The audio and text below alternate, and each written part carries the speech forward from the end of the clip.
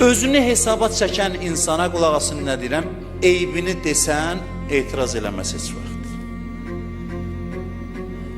Adamlar çoxdur, belə axır vaxtlar yaşımız keçir, özümüzə də baxırıq, ətrafa da. Adamlara eyb demək mümkün deyilmiş. Bir dənə səhvini deyirsən, üzü turşuyur. Üzünün ifadəsi dəyişir.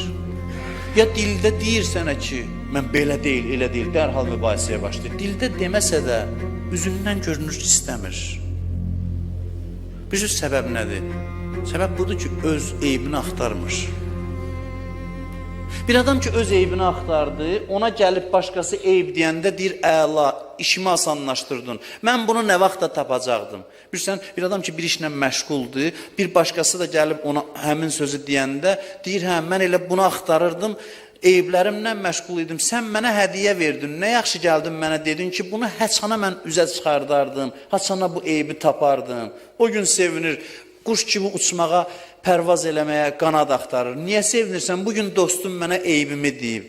Bir adam ki, səhərdən axşamacan eybini axtarır, yəni bu işlə məşğuldur, bir başqası gəlib ona deyəndə, deməli işində ona kömək eləyib də, həmin işdə ona yardım eləyib. Ona görə İmam Sadiq əleyhissalam buyurur ki, dostlarımın içində ən çox sevdiyim eybimi mənə hədiyyə eləyəndir. Amma yox, özü ilə məşğul olmayana eyb denən başlayacaq özünü müdafiə eləməyə.